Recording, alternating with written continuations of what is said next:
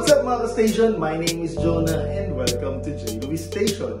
Another kwentuhan na naman and this time, a weekend na live tayo. Kaya samahan niyo ako. Tara!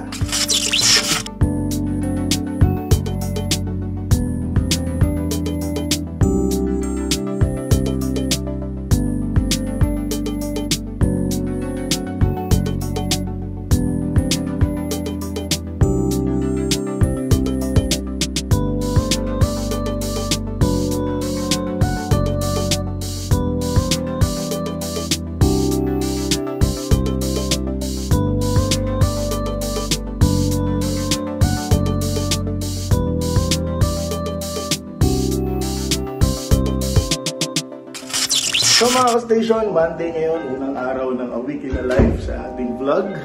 At yun, usually mga ka-station, nagpapahinga lang talaga tayo pag Monday. Lalo na pagka yung weekend natin puno o jam-pack. So kahapon, Sunday, nagkataon, nagsabay yung schedule natin sa church. So early call time for a 12 noon service. And then right after ng service, tumakbo tayo sa Mall of Asia para tumugtog naman sa isang hotel. Kaya dapat magpapahinga lang ako. Pero upon checking, meron pala tayong mga kailangang errands today, kagaya ng bangko at kung ano-ano pa. So hindi ko alam kung naririnig nyo, yan ang aking every morning na alarm clock, yung construction sa tabi kasi yung mga neighbors natin nagpapa-renovate. So maaga sila, 9 AM o 8:30, nandyan na sila. Kaya yun, maaga rin tayo nagising. So yun, lakad na muna tayo papuntang bangko at tignan nyo kung ano yung mga mangyayari sa araw na to.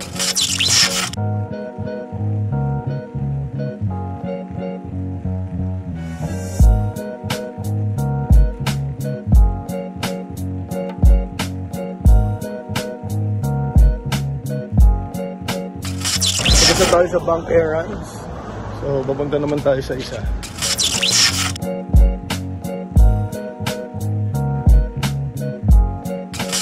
Done for today's errands. So medyo natagalan tayo sa bangko, pero normal naman yan, Monday. Ngayon, bibili na tayo ng ulam for lunch kasi for sure nagkakaubusan Monday ngayon. So present lahat ng mga working dito malapit sa bahay namin. Usually mga ka-station, ang routine natin talaga pag Monday is check emails and then straight to gym. Tapos practice ng drums, ganyan, dyan umiikot. Pero dahil nga meron tayong mga bank errands, yun yung inuna natin, and then bumili na tayo ng food para isang labasan na lang. And then before sana kumain, mag-gym tayo. Kaya lang, tumawag yung mga neighborhood ballers natin, yung mga tropa natin dito sa neighborhood. Meron tayong basketball later. So hindi muna tayo mag-gym kasi mas gusto ko mag-basketball. So nagla-lunch din siya mga ka-station, si Kenshin. Ayan. Good boy. Makain siya. Ayan, makalat din siya mga ka-station. Then ito na yung spoon and fork natin. At ang ating lunch for today, syempre, adobo with egg at rice. So tapos na tayo kumain mga ka-station. Babalik tayo sa studio. Ngayon, after ng gym, yun naman ang routine natin. Magpa-practice tayo ng drums. So as much as possible, every day, nakakapag-practice tayo. Pero for today, dahil kahapon nga, halos full day na tayo nag-drums, pahinga muna tayo. And subukan natin mag-edit.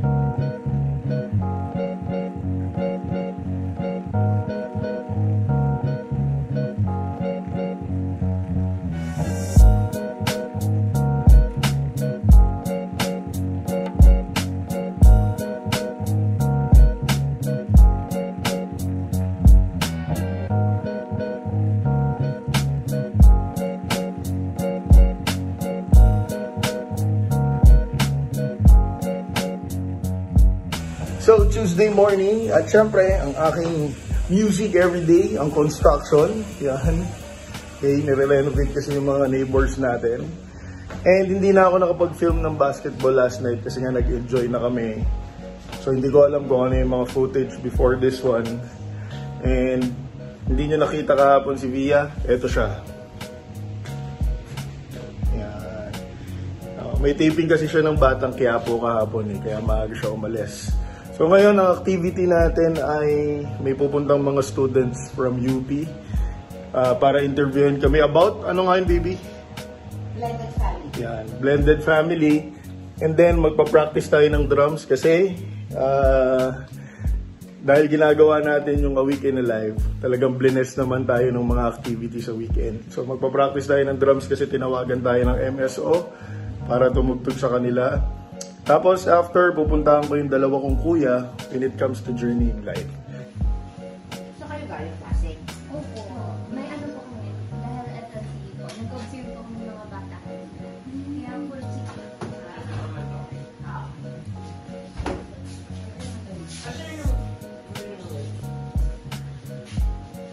So, how would you describe naman for your day-to-day situation?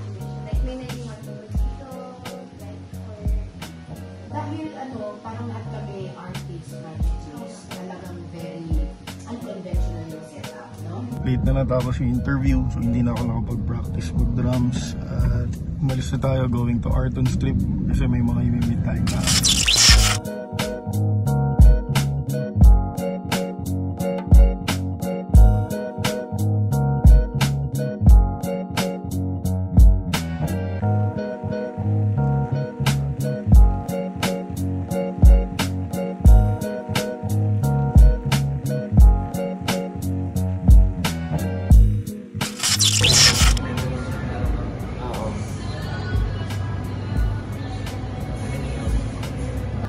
Ay, hindi. Tapos, hindi na nga, nakilala mo na. Meeting. Tapos, I ask it. Pauwi na kami mga ka-station and magluluto tayo ng simpleng pasta para sa dinner. At ito ang pinaka mapalad na aso sa balat ng lupa. Yay! Hi, Kenshin! Baby boy namin. Pinaka-spoiled na aso. Wednesday morning and dapat may pupuntahan tayo ngayon mga ka-station dun sa church kung saan nagtuturo tayo ng drums. Kaya lang, yung isang student ko doon ay merong gagawin sa school tonight. So, hindi siya pwedeng maka-attend. Yun, pagka kasi dalawa lang silang student ko doon sa church na yun Pag isa lang, medyo lugi tayo when it comes to, diba, expenses. Kaya, understandable naman ng church.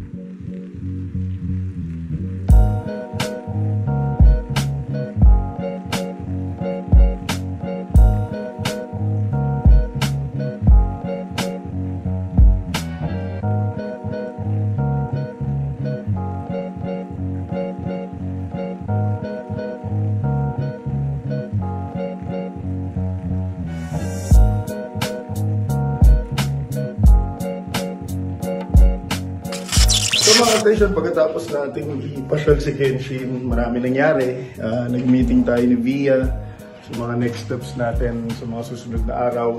Nag-reschedule tayo ng mga students kasi nga nagpa-cancel sila ngayon. And syempre, nag-freshen up tayo ng konti. Ayan. Tapos ngayon, nandito tayo sa studio kasi magpa-practice tayo. So ito ang aking munting studio. Ayan. And sobrang lahat ng makikita nyo dito sobrang blessing ng Lord yan. So may mga kwento yan bawat gamit dito. Kaya siguro next time magkakaroon na lang tayo ng simpleng studio tour. So dito ako nag-i-edit ng vlog. So silipin nyo yung mga videos sa taas, yung mga naunang videos dito, yung mga naunang episode, ako na nag-edit nun.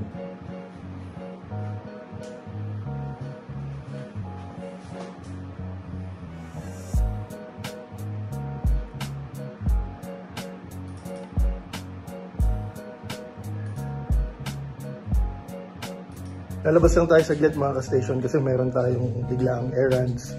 So tingnan niyo yung lugar namin saglit.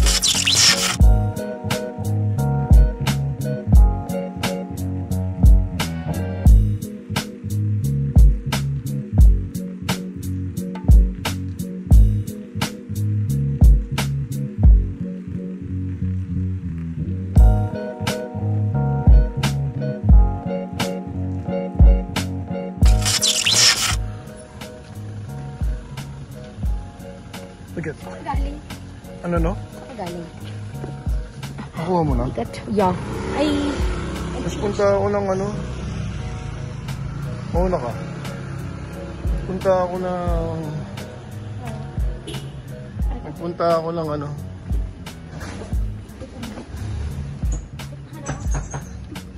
Mom's Mart? Hindi. Ano yung grocery dyan sa labas? Mom's Mart? Hindi. Ng Robinson. Bakit? Nagpa... Tayo sa may kaltas yung Gcash na cash in.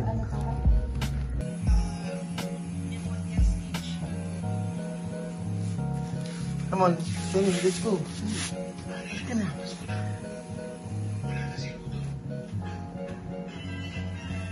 Let's go, up!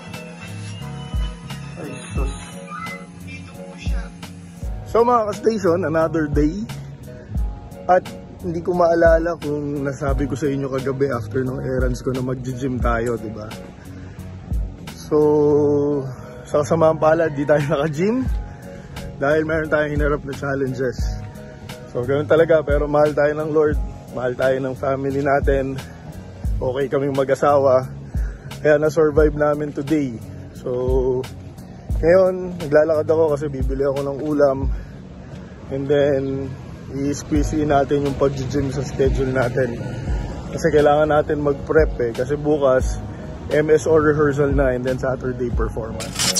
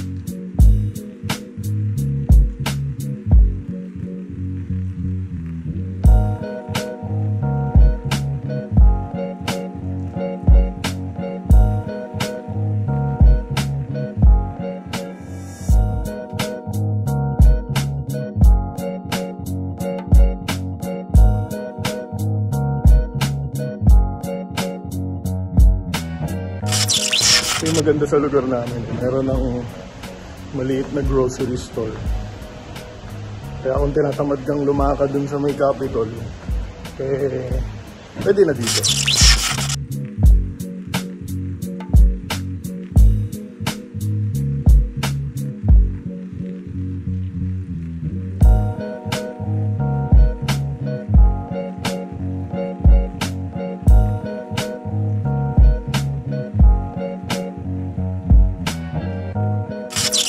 So mga ka-station, nalipasan na naman tayo ng gutom, past 12 na, and medyo nahihilig talaga kasi tayo mag-edit So kanina, pagkabili ko ng ulam sa bigas, nag-shoot muna tayo. At ngayon pa lang tayo kakain. So to end the day, mag-gym tayo kasi ilang araw na tayo hindi nakakapag-gym Kaya tara. So ito ang aming munting gym, mga ka-station. Yan. Simple lang siya. Wala yung ibang mga machines, pero kompleto naman tayo sa barbell na yung kailangan natin gawin ay magagawa na natin. Kaya alas MWF tayo nandito kasi wala tayong binabayaran. Plus nag-enjoy naman, marami rin tayong mga tropa.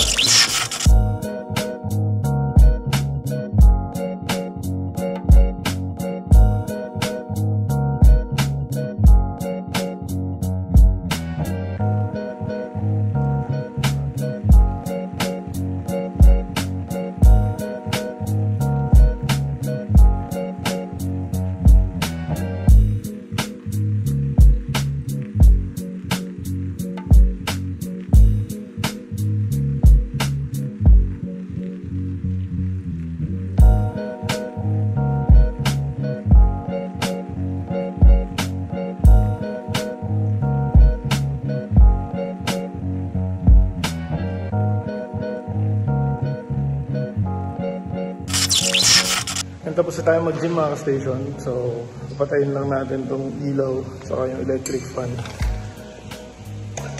Pero solid night na naman. Ganda ng buhat natin. Ngayon, kakain naman na tayo. So mga ka-station, another day. It's Friday at meron tayong rehearsal sa Circuit Makati sa Manila Symphony Orchestra. Kaya samahan nyo. Let's go!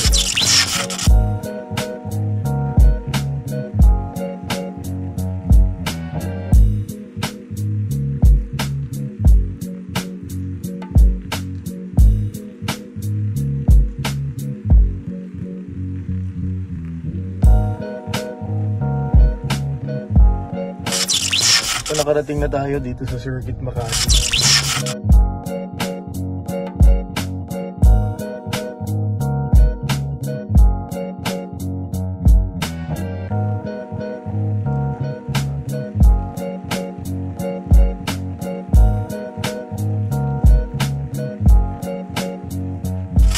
Dito tayo ngayon mga ka-station sa loob ng Ayala Malls. So aircon, titipid tayo eh. Hindi ako lang gumasto sa kape. So pwede namang umupo dito kasama ng mga ibang bantay. Kaya dito muna tayo.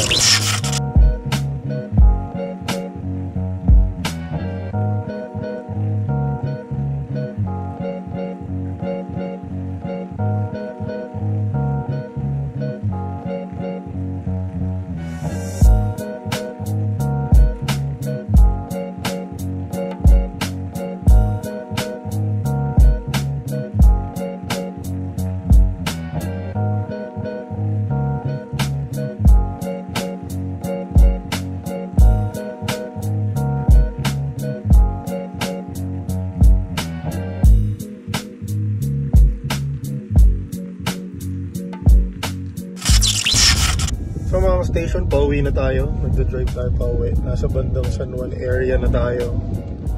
And mahaba yung ensayo, 6 p.m. to 9 p.m. So nag-inner skirt na ako pauwi. Kasi for sure matraffic sa EDSA. So Manila, San Juan yung ginawa natin. Circuit Manila then San Juan. So meron lang tayong challenge kanina na piyesa, yung Pirates of the Caribbean. Tagal na kasi tayong hindi tumutugtog ng ganong klaseng piyesa eh. So medyo pinaulit-ulit tayo pero okay lang naman. Part of being a professional. Kailangan mo talagang tamaan eh. So salamat MSO. So bukas performance na.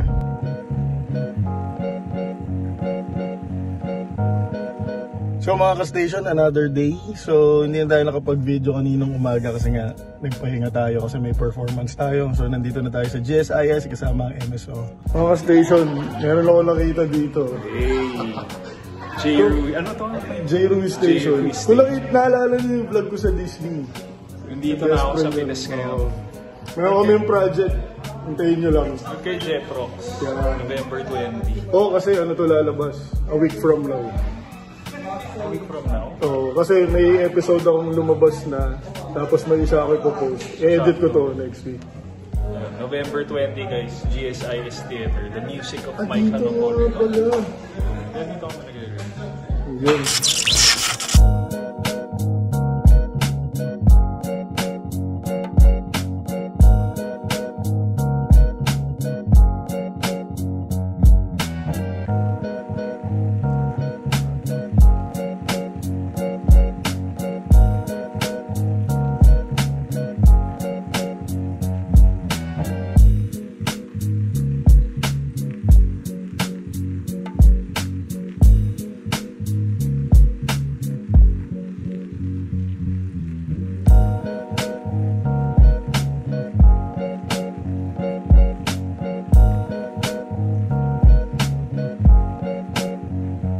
So mga ka-station, Sunday na. Galing tayo sa concert ng MSO kagabi. And yun, last day ng ating A Week in a Life episode. Mag-church tayo. Kasama ko ang asawa ko ngayon. So samahan nyo kami. Tara na.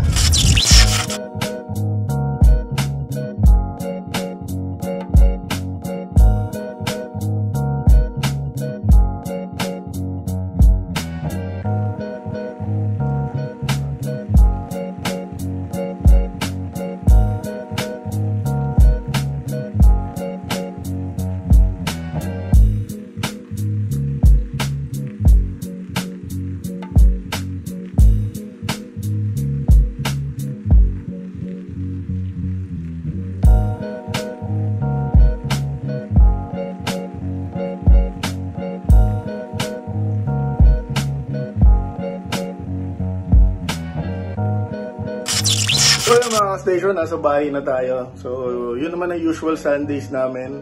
Mag-church, tapos pag nakaschedule ng victory group, atin ng victory group. And then yun, maaga ako umuwi. Si Via may lakad pa kasi gusto ko magpahinga. Kasi meron pa tayong mga gagawin later. Tcharan! Ganda tignan, no? Sauce hotdog lang. Okay na.